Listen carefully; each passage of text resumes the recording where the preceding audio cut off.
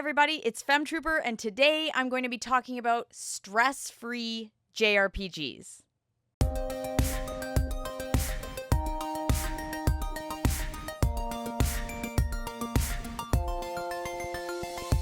Alright, so what do I mean when I say stress-free JRPGs? These are the kind of JRPGs that are not going to give you a challenge. Now, there is sort of a caveat here. Some of these games can be challenging, but on an easier difficulty setting, they are not challenging. And you may think, why would you want that?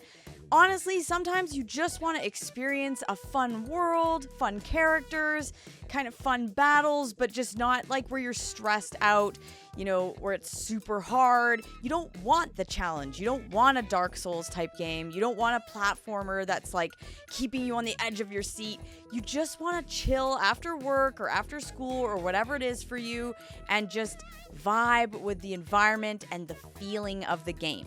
So yes, I will indicate if these games are easy because they just are, or if they're easy because you can put it on an easier difficulty setting. I will definitely make sure to say. Of course, before we get into the video, please make sure to subscribe, click like, and let me know what your favorite stress-free JRPG is. I'm going to start this one off with an excellent title, one that has an amazing story and one of the best casts of characters. And yes, it is a remake, but these are fantastic. So I'm going to go with two games here, and that is Final Fantasy VII Remake as well as Final Fantasy VII Rebirth. So I'm using these as an example today and as one of my picks because the game doesn't have to be super duper hard and stressful. You can put it on an easier difficulty mode and just relax and hang out with Cloud and Tifa and Aerith and Barrett and everybody else. It's so fun.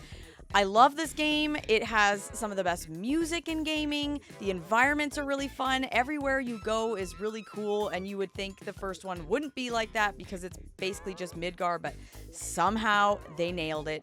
It's one of the best gaming experiences I've ever had in a JRPG. I remember when that came out in 2020, and it was just a breath of fresh air. It is so fun, and if you want to play it normally, feel free. That's the best part. But if you're like, I just want to experience Final Fantasy VII in this new way, you can put it on an easier difficulty setting and you don't really need to worry. It's not ridiculous. Anybody can play this game. It's super fun. You don't have to be some experienced JRPG player. Just enjoy Final Fantasy VII for the amazing story and world and vibe that it gives you. Next is one that does not have a difficulty setting. However, it's just pretty easy, so I feel like it's kind of stress-free. And I guess you can make it hard if you want by doing different like Nuzlockes and stuff. Yes, so now I've given away what it is, but that is Pokemon Let's Go Pikachu.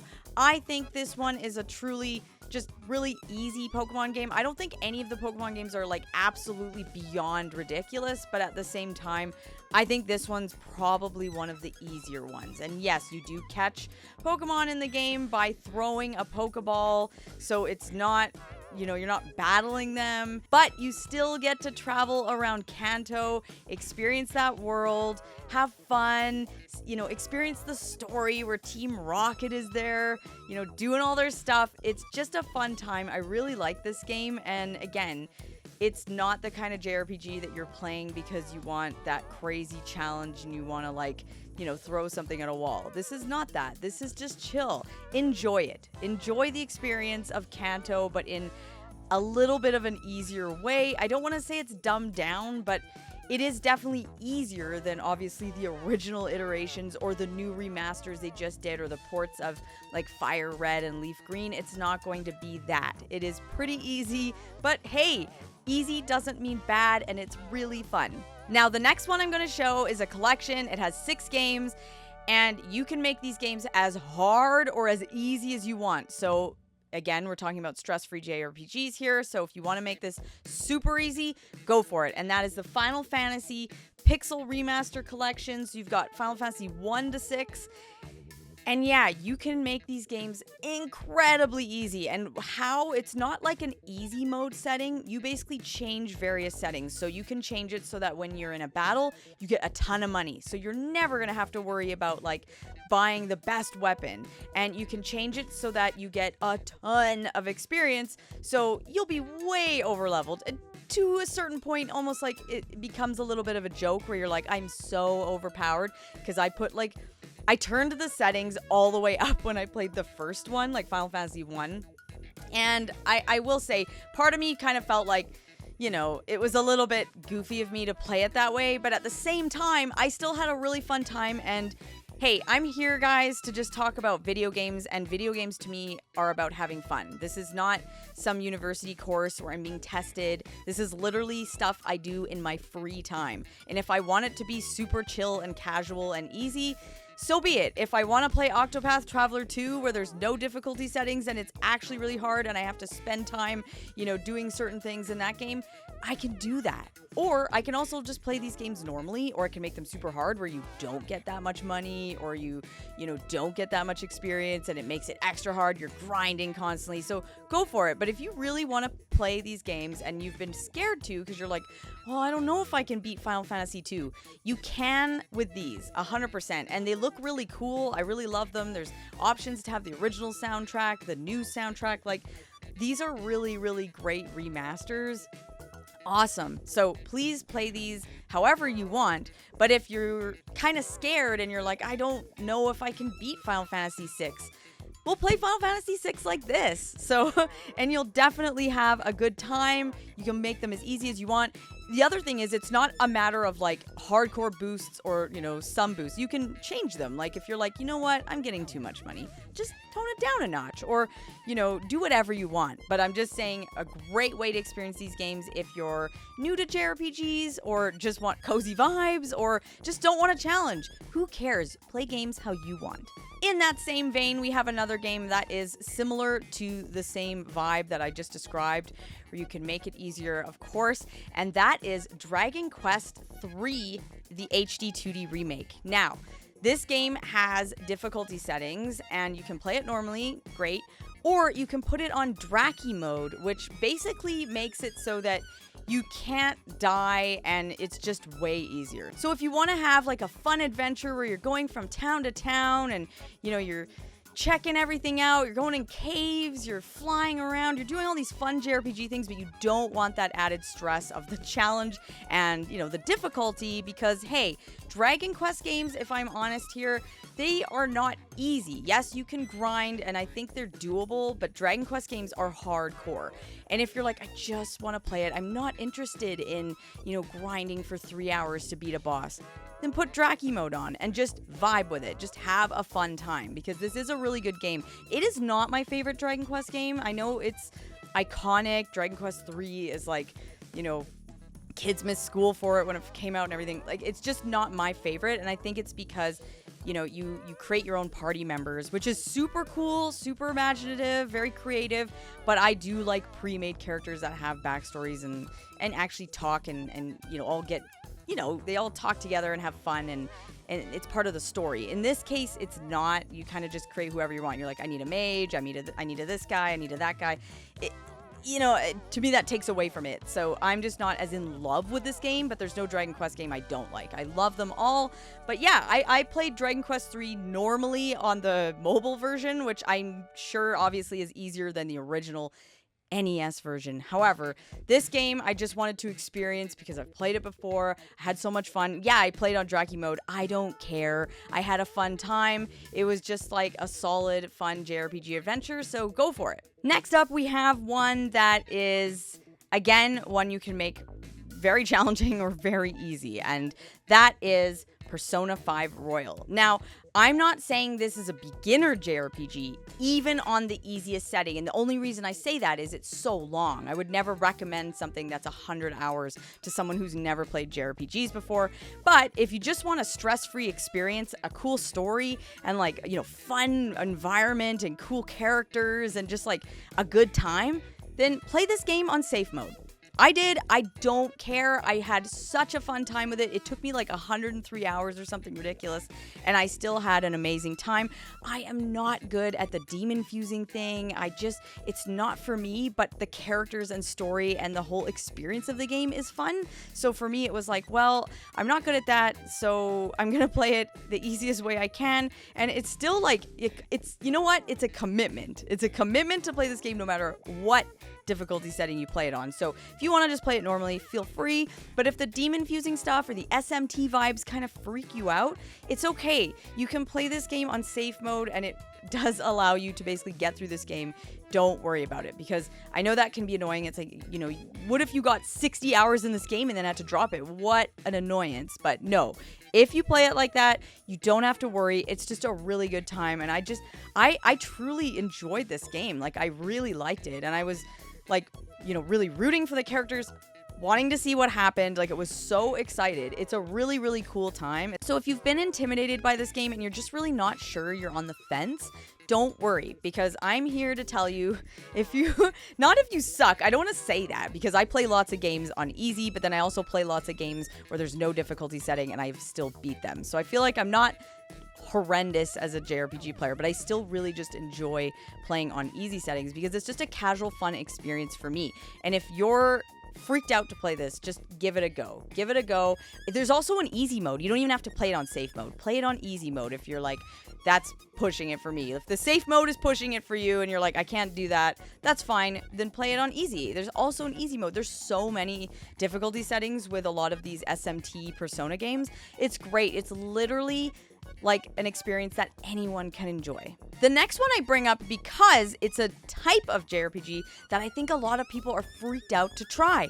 And that is the concept of an SRPG. So many people are like, I can't, I'm too scared to play those because that's like another thing. And it's like, you know what? Yeah, it is. But Fire Emblem makes it really easy. And I feel like I would recommend Fire Emblem Engage to everybody who's like on the fence on like the whole strategy RPG thing or tactical RPG, because yes, they are intimidating. If I had to play a Fire Emblem game back in the day, I would have sucked and dropped it. I know it.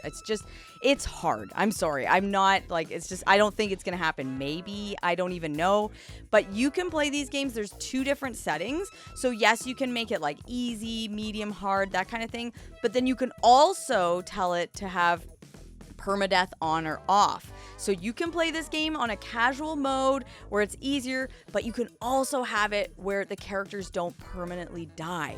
In, you know, other games, you have to, unfortunately, if you're not very good and your characters keep dying, they keep dying forever. Like the next battle, they are not there anymore. It's like, can you imagine if you were playing a JRPG and one of your party members died and you're like, oh, I'll just use Phoenix Down. It's like, nope, they're just dead. And it's like, whoa. I mean, very cool in the sense of a challenge if that's what you're into, but I am not. So I play this game with the permadeath off, and I also usually play it on casual because, oh my gosh, I don't even want to, like, not good at SRPGs at all. I just enjoy the feeling. It feels like I'm playing like a tabletop game. I like the story. I like the vibe. I like moving my characters around the board. Like, it's fun to me, but I'm also not there for a hardcore challenge. So I'm saying if you're intimidated by SRPGs, give Fire Emblem a chance. There are other ones, obviously, like newer ones that have all these settings, like Three Houses. You can play that the same as this. I just like this one a lot, so I'm recommending it. It's also super vibrant and colorful. So you may, if you want maybe a darker vibe or a darker tone, you might want to go with something like Three Houses, or maybe even Awakening on the 3DS. There's definitely so much accessibility with all of these newer ones. I say newer, and Fire Emblem Awakening did come out a while ago, but ever since they kind of brought it back to the masses, it has been accessible to everybody. So don't fear, no worries here. There's stress-free Fire Emblem games for everyone to enjoy. And lastly, I want to talk about one that's super fun, super easy, and actually, no matter what version you play, it's